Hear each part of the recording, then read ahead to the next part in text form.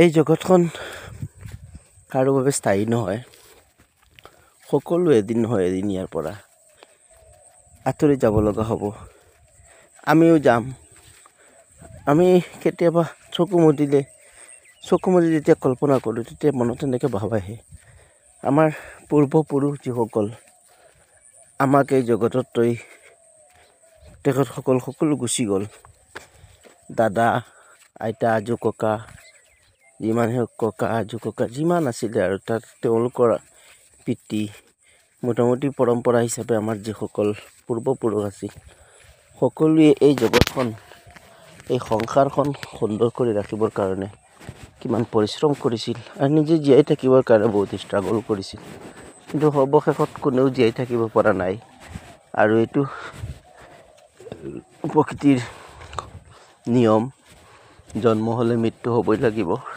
যদি কোনোবাই বস্তু এটা বনায়, মানুহে সৃষ্টি কৰা বস্তু যদি কিবা হয়, সেই বস্তুটো কোনোবাই যদি বিচাৰে বোলে গোটেই জীৱন এইটো আমি জীয়াই ৰাখিব পাৰিব। কিন্তু প্ৰকৃতিৰ সৃষ্টি কোনো বস্তু যিমানেই গঢ় দিয়া, যিমানেই নতুন উদ্ভাৱন কৰা, নতুন এটাৰ পিছত এটা বস্তু লগোৱা, কিন্তু প্ৰকৃতিৰ সৃষ্টি কোনো বস্তু কোনেও জীয়াই ৰাখিব নোৱাৰিব।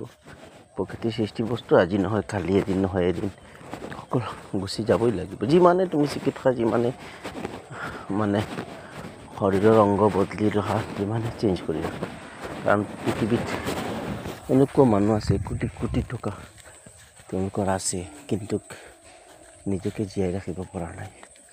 কিন্তু মানৱ সৃষ্ট যদি কিছুমান কোনো বস্তু আছে, সেইবিলাক মানুহে আকৌ জীয়াই ৰাখিব পাৰিছে। চালে এইবিলাক মানুহে গোটেই জীৱন পৃথিৱীত ৰাখিব পাৰিব, কাৰণ তাৰ পাৰ্টছ ইটো নহয় সিটো, সিটো নহয় সিটো, এনেকৈ বদলাই ৰাখিব পাৰিব। এইখিনি কথা কেতিয়াবা মনত আহে যে জগতত আমাৰ বা আছে কি, যিখন জগতৰ কাৰণে আমি অহৰহ চেষ্টা কৰি আছোঁ, সেইখনত জীয়াই থাকিবৰ কাৰণে। কিন্তু এদিন নহয় এদিন আমি সকলো এৰি যাব লাগিব। তাৰ পৰা কেতিয়াবা এনে অনুভৱ হয় যে আমাৰ অহংকাৰ কৰা বস্তুটো বৰে বেয়া বস্তু। জগতত যেতিয়া আছোঁ, তেতিয়া জগতখনত কিবা নহয় কিবা এটা কৰি থৈ যোৱা ভাল। মানুহ মৰি গ'লে মানুহৰ নামটো মৃত্যু নহয়। যদি কোনোবাই ভাল কাম কৰি যায়, তাৰ ভাল কামৰ ফল পাব, মৃত্যুৰ পিছলৈকে পায়ে থাকিব। ধন্যবাদ।